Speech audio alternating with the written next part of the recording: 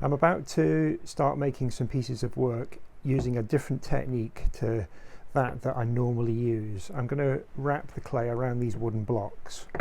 So I've got one here that I've prepared with some newspaper around the edge of it. The idea being that I'm going to be able to withdraw these, remove them once the piece is made. Obviously if they're left in there, the clay will shrink around it and the clay will break. So I have to be able to take this out once the piece has been constructed. Using this technique results in pieces of work that might look a little bit like this.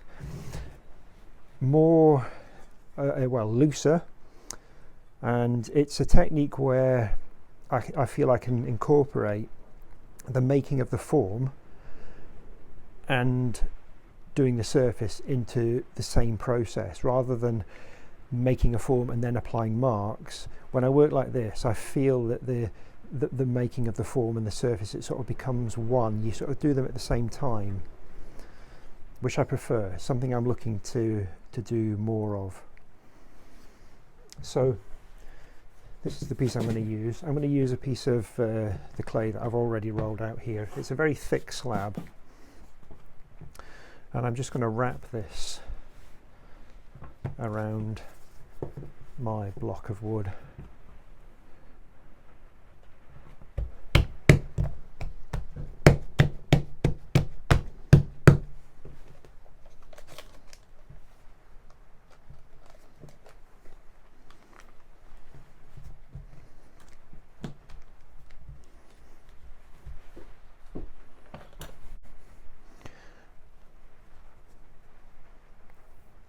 And I like working with the clay when it's this soft, because I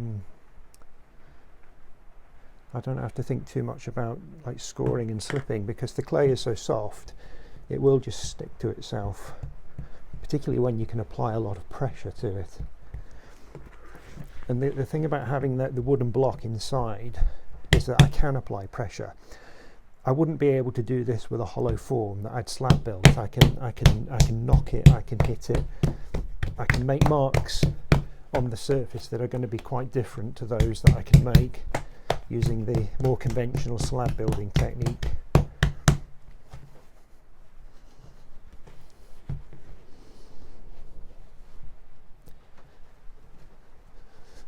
And I feel that some of these marks that I get when the clay is bent and joined, where it overlaps,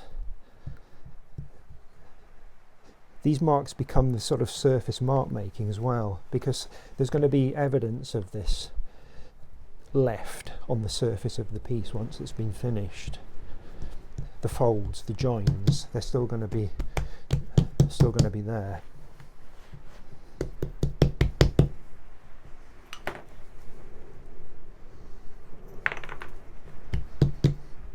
I can start making some marks in the surface right now, and I'm going to just make some sort of pierced marks.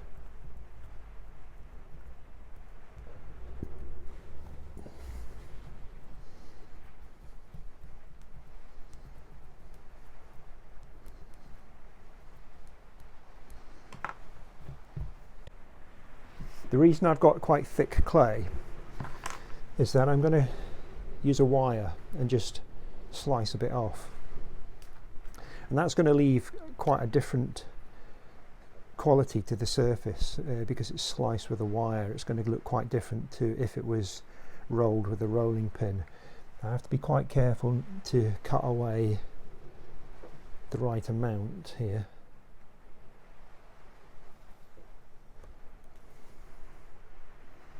And if I've cut too much, I can just patch that up. I can just, because the clay is still so soft, all I'm going to do is that, because I don't particularly want a hole there. Those marks, quite different to when I push the pencil in, but still there, still evident.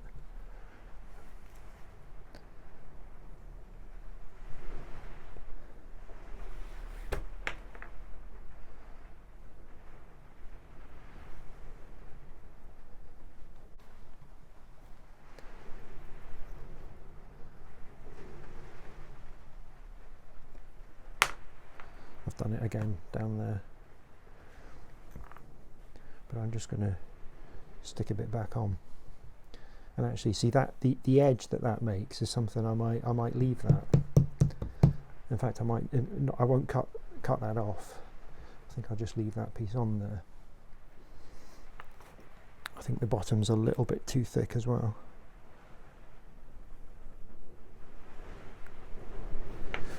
And this is all possible because that wooden block is still on the inside.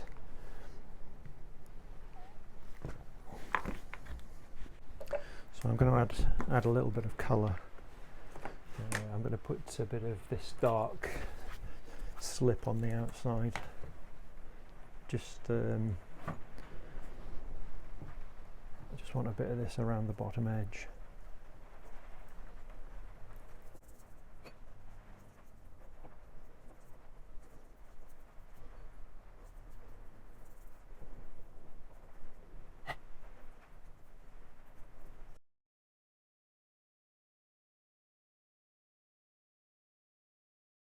Now I'm just going to add a bit of texture with some grog, going to be quite tacky, onto the surface as well.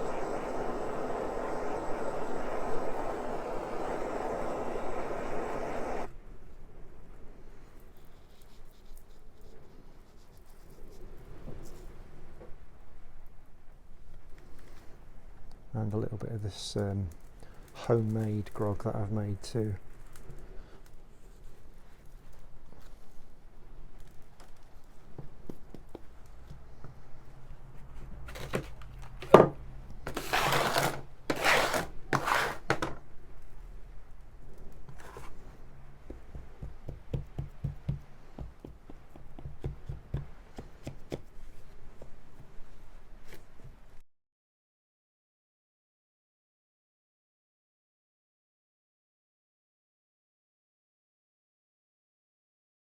Watery engobe, and I'm going to add that to the surface. So I want this to run down the surface, so I'm just going to make it a bit of plaster bat on,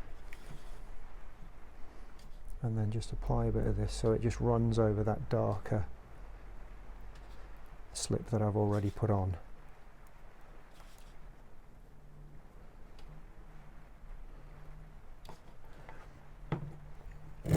Now, I can't make this piece all in one go. That is now very wet. It was already soft clay and I've just made it even wetter. So I'm going to leave this now to dry a little bit. And then I'm going to work on it more when the clay is a little bit firmer. And it's now dried out. It's not, well, it's dried a bit. It's not dried quite as much as I'd hoped. And this is the stage that it's at. There's some pieces in here that I really quite like. This edge, it's been created by, I've just stuck a piece of clay on here. You just see the edge of it there. It was a bit thin in that spot, so I just added a piece of clay, and I like the way that the edge of that piece of clay still shows up. I don't want to disguise that. I like the way that it sticks out a little bit from that side. There's some nice textures beginning to appear where the grog has been added to the surface and just sort of dragged through the surface a little bit. The holes that I made are still there, still evident, and at the moment the wooden block is still inside. So I'm going to work on this a little bit more now. One of the things I want to improve is the way that it's standing. It's got a little bit of a lean. I'd quite like it to be more sort of in that position. So the slight lean that this piece of work has got at the moment, I'm going to fix by just putting a piece of clay underneath, propping it up. So I've just got some bits of clay that are a similar softness, and this is going to be fixed very simply by just adding a piece of clay under there.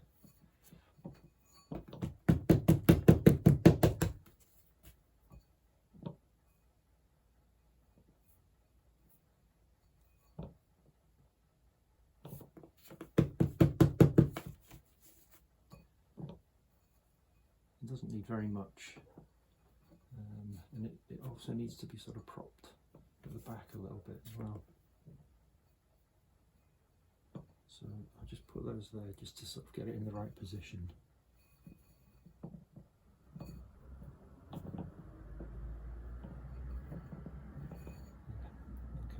Okay, that's about right.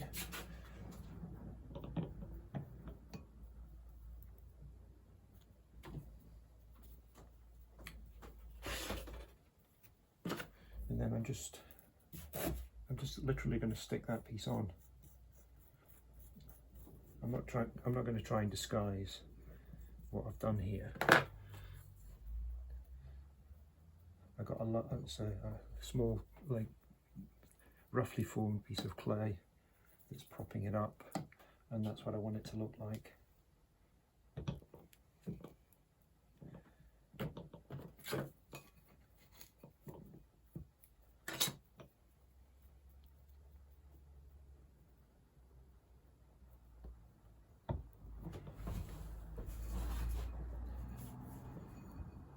Better. It stands now straighter this way, and it stands a bit straighter that way.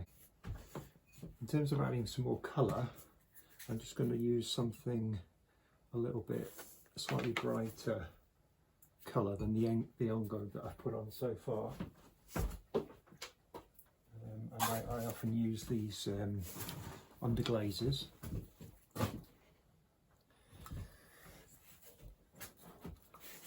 I find that these underglazes, when I use them straight out of the pot, are a little bit too vivid, so I often just dilute it a little bit with a little bit of the ongo that I'd normally use, and I just want a little bit more focus of colour in some areas. So I'm going to use that blue, and this will get covered up by more layers of ongo on top.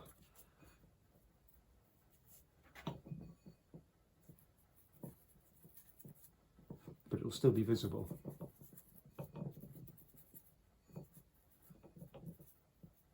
I don't want the edge of it to be too sharp, so I just sort of blur the edge a little bit with my finger. It just softens the edge.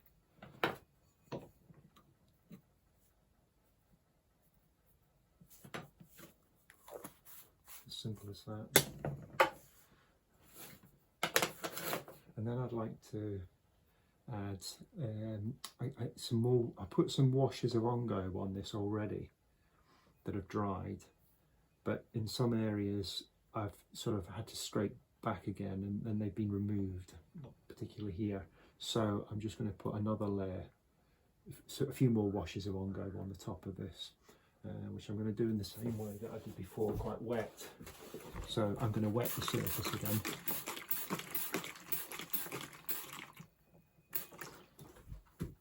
And then I've got this blue, very watered down ongo that's just going to go over the top and just run down. And you can see this is going to go across that blue underglaze that I've put on, but it's still going to be evident. It's not going to cover it up completely.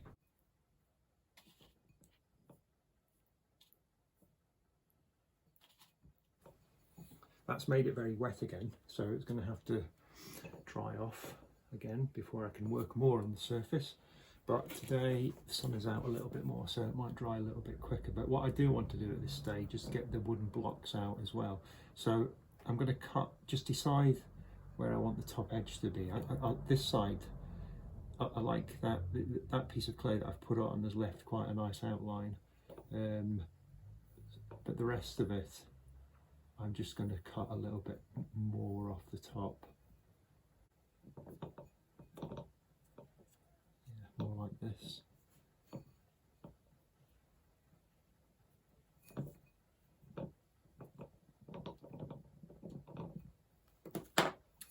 That leaves, for me, that leaves a nicer edge, a slightly softer edge. If I just cut it with that knife, it would be a bit too hard, too clean. I can just soften it a bit as well. And then the wooden blocks need to come out now, because because the whole thing is going to get, they're going to get too tight and difficult to remove. So what I do is I just put a screw in to one of them.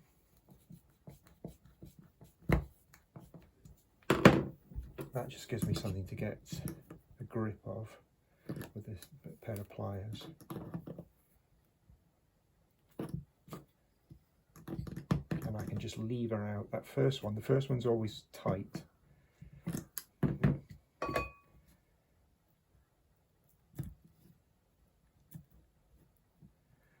But it will come out. There we go. And once one is out, then the others come out easily. And then the newspaper.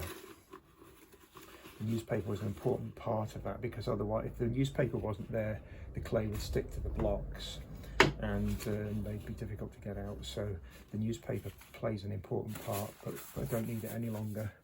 So that can come out too.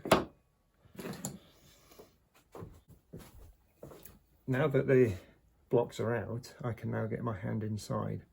And what I would like to do is just very slightly push out the clay a little bit, just so it's got a little bit more volume to it. But certainly not wanting to overdo that, quite subtle.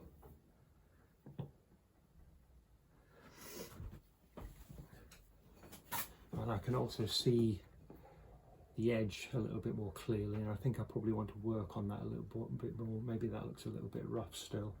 So there's still quite a lot to do on this, but I'm going to now let this go leather hard, and then I'm going to treat it more like I would one of my maybe more conventional slab built pieces, and build up some more layers of ongobe and put a few marks on the surface. But a lot of the mark making really is done, and I want to leave evidence of how it's made, the rough edges, the torn edges, the finger marks in places that are still there, the scratches, all of that.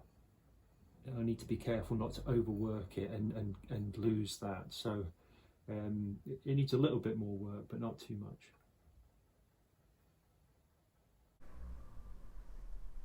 So this is now quite a bit firmer, and I like it at this stage because all the marks that were made when the clay was soft are sort of retained now, and seem to be a bit more permanent. It would have been easy to lose some of the sharpness and some of the freshness of these marks when the clay was soft just by handling it. But now I can pick it up and I can hold it, I can turn it around without altering the edges of the clay that I want to keep.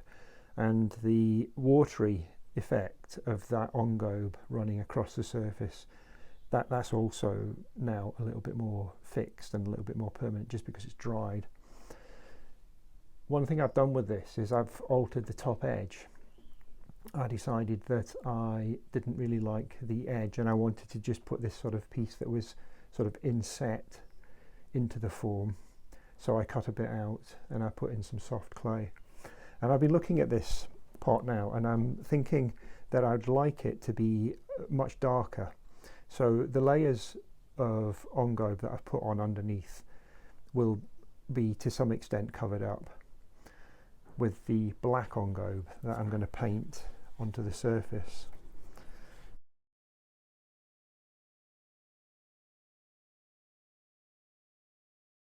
The group that I've made all seem sort of predominantly white, so I wanted to make one that was a bit darker, and this one seemed to be the right one to work on for it with a darker surface. There's two materials I use to make a dark surface generally, sometimes other things as well, but I've got a black ongobe, but I've also got a black clay body that's made into a slip. So rather than just using one material, I'm going to use these two, maybe other things as well, but just one material might look a little bit flat. So I'm going to put this on first, and then a bit of the black ongobe over the top of it. I want to keep a lot of this. I don't want to cover that up. So the dark section is going to be around here, the bit that I've sort of painted already just there, maybe coming down a little bit further. I quite like what's happening there, and I think I want to keep that.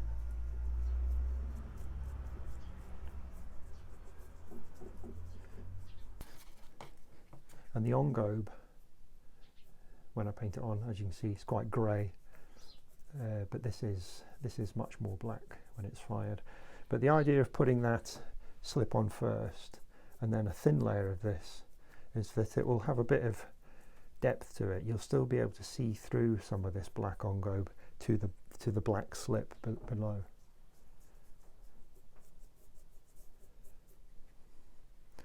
And I'll probably build this up in several layers. This black engobe is fairly thin, so I want to put on a bit of a wash, but then let that dry and then build up another layer of it.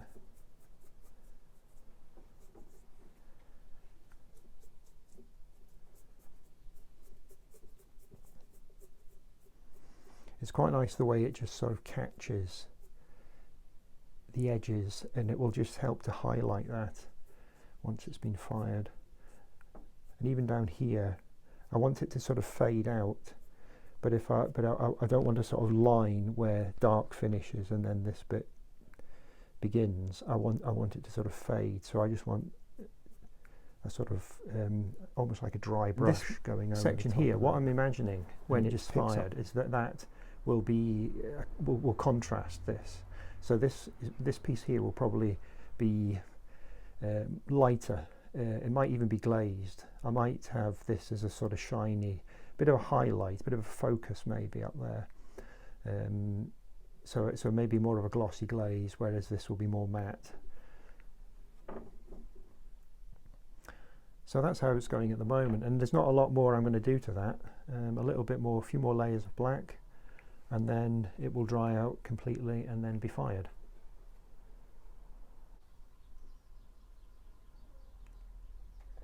So these are the group that I've been working on that are now finished. They've been fired 2 or 3, and 1 or 2 of them have even been fired 4 times, and they're now complete. And I'm really happy with them. And what I really like about working with this technique is the way that the finished pots retain that quality of soft clay from the making process. The way that the edges are still a little bit torn, and the fingerprints that you can still see in the surface is something that I really like about this. It gives them a freshness and a looseness. They're quite expressive. Like the top edge of this one you can see is quite torn still. And the one I've been working on in this video is this one at the end here.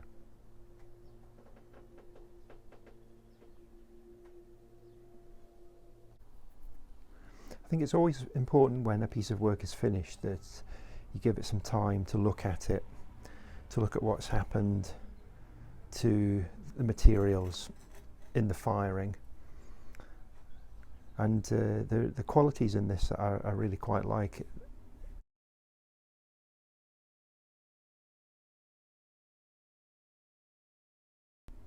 I like the way that the blue engobe that I put on washes of engobe, and they're still quite evident here. You can sort of see through the blue because it was a thin wash, and you can see sort of a depth of colour underneath. I decided with this piece that I'd put these pastel marks on to the surface. I did that. I thought it was complete, and then I had a good look at it and decided that I sort of needed something to link this space, this sort of dark space here, and the much rougher area here. So I wanted to draw these marks onto the surface, and I used these pastels that I've created. And there's another YouTube video that where I talk about using these pastels, but I think they've worked really well to do what I wanted, which was to sort of aesthetically link the rough contrasting area here with the much smoother plainer area there. The piece of clay that I added on to the base when I was making it is still very evident when you pick the pot up, particularly.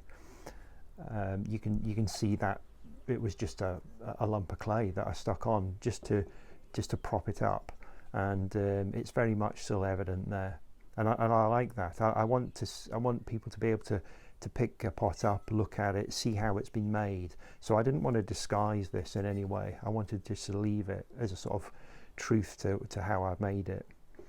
And another piece that works well in here is this piece of clay that I put on. Because it was just too thin on one side, I had to just add a bit of clay. So I just got a soft piece of clay, stuck it on, and it's still quite evident. You can see the edge of it, and it just overlapped the corner here, which sort of just made the stick out a little bit. It was a very conscious decision to put it to cut a section out and stick another piece back in, and to deliberately have it to be quite contrasting with the black. I wanted this shiny, I could sort of visualize in my head this sort of shiny turquoisey green glaze next to this, and that's worked well. I like the slightly irregular edge that it has around it. I like the way that it sticks up. There's a little bit of a step between the rim and the bit that I've inset. So overall, I think this one's worked out well, and it'll come with me to my next ceramic fair.